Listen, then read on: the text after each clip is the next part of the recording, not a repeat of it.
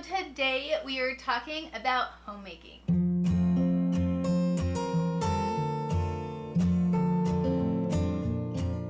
Hi guys, Laura here from What Laura Likes. If you are new, welcome. If you're returning, welcome back. We are doing something really exciting. This is the first of many videos. So I am collabing with Rhiannon at my little domestic church, and we are reading through the book Graced and Gifted, Biblical Wisdom for the Homemaker's Heart by Hahn. If you're Catholic, you should know who Scott Hahn is.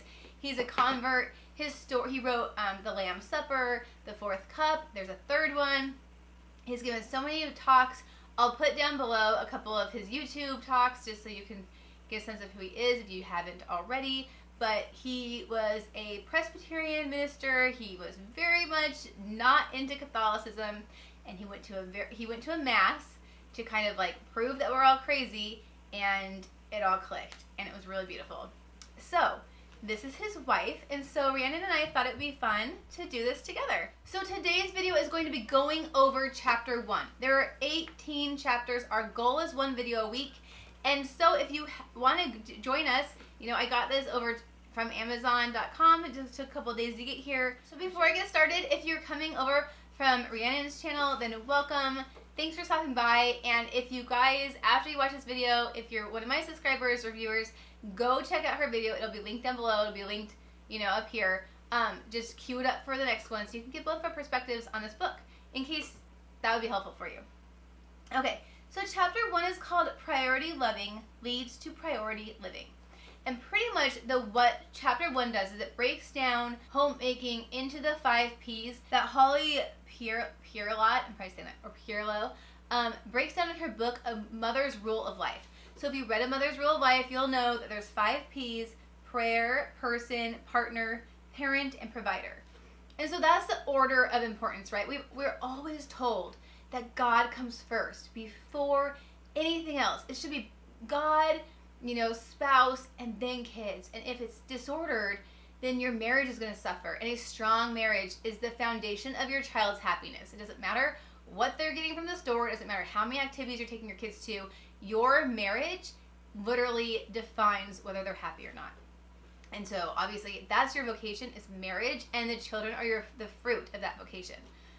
So, but she also has, there's a couple other ones, right? As far as I can tell, the rest of the book's going to be about that 5th P, which is provider, which also, that's where all the homemaking tasks come in. And so she kind of goes through and she discusses a bit about what each P represents. And let me know down below if you've read A Mother's Rule of Life, if you found it helpful. I found it a little too rigid. Like, I tried to do all the scheduling, but it's really hard for me to live by the clock. So the very first page that I like, it said, relationships are at the heart of homemaking. And it says, persons, not tasks, create a dwelling place. And then she quotes Psalm 91, and then explains that the Lord himself is our dwelling place. Heaven is our eternal home because he dwells there, right? So our eternity has to do with our relationship with him. It's not just about this place, heaven. Heaven is only heaven because of who's there.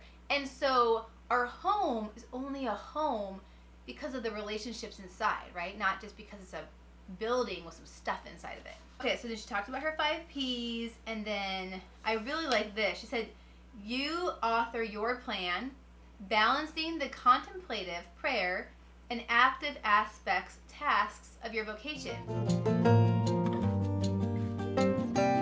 She says you need to cultivate love for God as your deepest love so that you can love others with God's grace and strength. So if God is not your number one, like, this is one of those times where you need to take stock and make him your number one. And I don't know, 2 years ago, there was no way God was my number one. I mean, he was working his way up at that point of my life. But before then, you know, it definitely was my husband and kids. Came way before God, you know. And then God was like this, oh yeah, I gotta do my night prayers, or oh yeah, I gotta go to mass. But it wasn't a relationship. And we really need to have that relationship with Christ, with God, with the Trinity, with the Holy Spirit, God the Father, all 3 of them, right? Okay, so I liked that part. And then I underlined another part here. It says, your growth in the knowledge of the faith is not extraneous to your role as wife and mother, but at the heart of those roles. So I've noticed that the more I've grown in faith, the more my faith weaves into every interaction. Everything is looked at through the lens of Catholicism. And when I first started doing that, people thought I was kind of like fanatical or like just way too into this, you know? But it doesn't make sense to live any other way. If God comes first and we're studying our faith and we're knowing our faith and we're knowing the whys of our faith and the hows and the whats and things, then everything should be woven into that. In the interaction at the playground your kids come and tell you about, the TV show you decide to watch on TV, just anything, what we choose, how we choose to spend our time. And I just liked what she said here. We need to drink deeply from the well of God's presence in order to refresh others. So if we're saving our prayer time till night when we are exhausted, and it's nice to have that examine at the end of the day, but that shouldn't be the only time you spoke to God all day. I would fall apart if that was the only time I spoke to God, because you're spent. You haven't asked him for grace all day. You haven't been refreshed by the well of God's presence. And so prayer needs to be something that's kind of sprinkled throughout your day. That's the way I find the best. If I can get my butt up out of bed before 6 a.m., then I get almost a whole hour with God. I get my coffee, I get my God time. It is beautiful. And when the kids come downstairs, I'm ready to get up and get moving. But if I wake up with them and then I'm trying to do my Bibles time, and I just consecrated myself to Mary today, and like St. Louis de Montfort stuff was no joke. And I couldn't read Imitation of Christ while they were running around and being crazy. Like, I just couldn't. And so later on, she actually talks about finding that one-on-one time with Christ. Like, not just family prayer, even though family prayer is really powerful, but finding that one-on-one time. And so she says that there was a lady in the 1800s, Susan Wesley, who sat at her kitchen with her apron over her head, and that her kids knew that when she was doing that, it was time, that was her prayer time, and you can't bug her. Or this other woman in the 1900s would take her kids out of the playpen, and she would climb into the playpen, and that way no one could touch her for a couple minutes. Those are funny. I actually have heard of people, I think Sterling Jackwith has like a funny hat that she wears, or maybe I've heard some of that from somebody else, but someone I heard about has like a funny hat that they wear, and they're like, their kids know, when I'm wearing the funny hat, you know, I'm having my time with God. Personally, at this point, my kids are old enough, at least right now, where I can probably like lock myself in my bedroom if I really wanted to. I don't really love reading in bed, like on my bed. I'd rather prefer to be like on a couch or chair, something that's not like where I sleep. But sometimes you just have to do what you have to do to get that quiet time. And then it says, permeate the day with prayer. And I'm going to put down below a link to Father Mike Schmidt's video about unceasing prayer. Because really, that's what this whole thing is about, is to make our daily tasks an offering to God. So that we're not just doing the drudgery, we're not just cleaning the toilet to clean the toilet, we're making an act of love towards our family, which is ultimately an act of love towards God. And it says, loving God includes resting in his presence, whether we are at home in prayer, before the Blessed Sacrament in adoration, or at Mass. We share the concerns of our heart and regain his peace-filled perspective. And I'm sure you guys could totally understand that. And then it says, each day we renew our consecration for the day, and then our works, joys, and sufferings become an extension of our prayer. So that's one thing I really want to encourage you to do, is if you're not already praying a morning offering, giving God that offering sanctifies everything you do throughout the whole day. And it's just really powerful. So the next part is talking about the person you are, to taking time for yourself. We neglect ourselves, ladies. Like we do, right? Like, I don't remember the last time I picked up my cross stitch, because I'm so focused on like either learning my faith, which actually does feed me, but it's not necessarily like utilizing the person God's made me to be, if I'm just always studying all the time. Like, I really need to be also outpouring. And part of it is this, but really like the creating, sitting down and kind of gaining a skill. Those are things that she's talking about in like really fostering the person. It says, avoid both indulgence and neglect. It is not unspiritual to care for your body. And of course, the basics, food, exercise, and sleep. Those are kind of our, and I actually love that she mentions hormones in here, because twice a month I kind of go a bit crazy. And I know this about myself. I've warned my kids. I said it's okay if you want to call me crazy mom or hormonal mom. It just happens, and I do what I can to minimize it. But you know, hormones can really affect you, and so it's okay to teach your kids about your cycle. You know, that's what NFP is so amazing, is because you really, really know like when you're gonna have your hormonal spikes and dips. Like you just know it, and so then you can share that with your family and be like, hey, that's what's going on right now. And I love this prayer. It says, Lord, protect me from myself and from inadvertently harming others. Because I don't know, you guys, like tell me down below, do you have crazy moments where you just like start going off about something that you know in your mind is little, but you just can't stop like fussing about it, whether you're yelling or screaming or nagging, or I mean it just like it's just like a switch flips, right? And it's obnoxious because you know like this, I'm acting exactly how I don't want to act right now. And so praying that you don't harm your family inadvertently, I think is a really beautiful thing to ask God for. And then you get to your spouse or it's his partner. But what I love about this is it talks about priority loving in the family means loving your spouse first and your children second. And so I talked about that at the beginning. So important. And that marriage is not a tit for tat, right? It's not a matching gift program. It's not like, well, I took out the garbage. Okay, well, then I'll cook dinner. You know, like, no. It is a total gift of self to the other. Like, it's not about what he is doing, if you're a woman and you're watching this, or vice versa, right? It's about everything that you're doing. And it says you build on a foundation of faithfulness as you demonstrate love and respect. So it's really good. And the other thing I wanted to say is it talks about if your husband is in a place of sin or just struggle somewhere, to feel empathy for his anger and acknowledge his pain.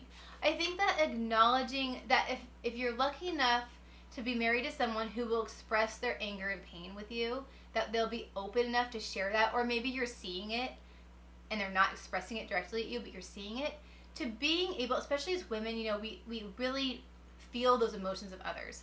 And so being able to empathize with him, and before you try to fix it, or before you try to tell him that he's being sinful or he's being wrong, that you just empathize. Wow, you know, that's really painful. Or, man, you just seem so angry, and I totally understand where your anger's from. Or I understand that you're angry right now.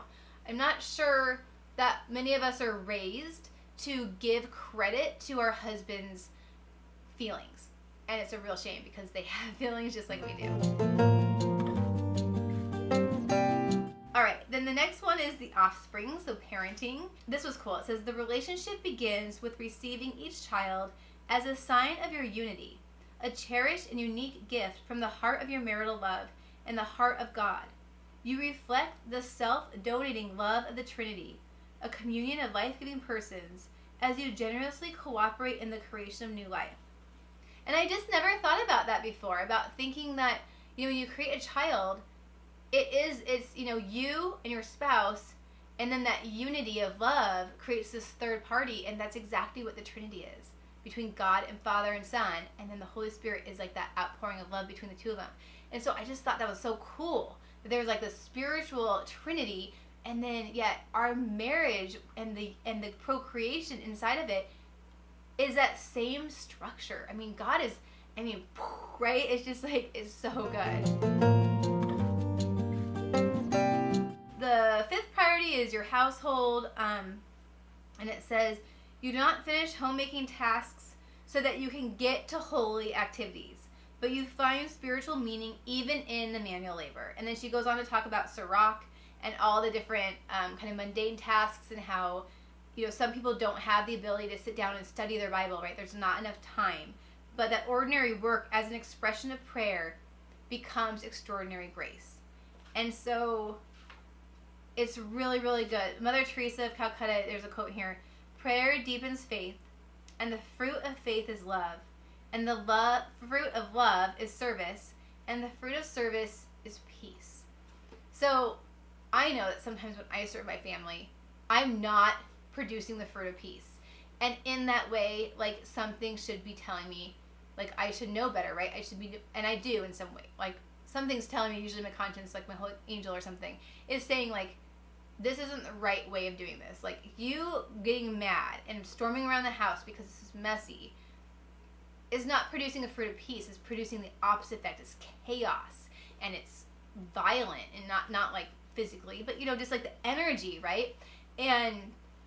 And so Mother Teresa, like, reminding us that service should produce peace, that's just, I thought that was really, really good, and something that I need to keep in mind. And then I just feel like she said, the very end of the chapter talks about being mission-minded rather than schedule-driven. It says, however, the practical physical work involved in the vocation of marriage is placed into the larger context of the shaping of souls and minds, changing our world for Christ. And then our response will be, yes, Lord, for you I will. Yes, Lord, for you I will go make my bed so I can get a good night's sleep so I can serve my family and my friends tomorrow.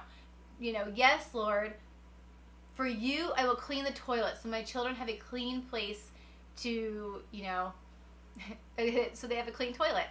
And, you know, the list goes on. So I have to thank Rhiannon for suggesting this book to me, and I'm so excited to do this collab with her because just this first chapter has been so inspiring, and it just, you know, our world doesn't value homemaking.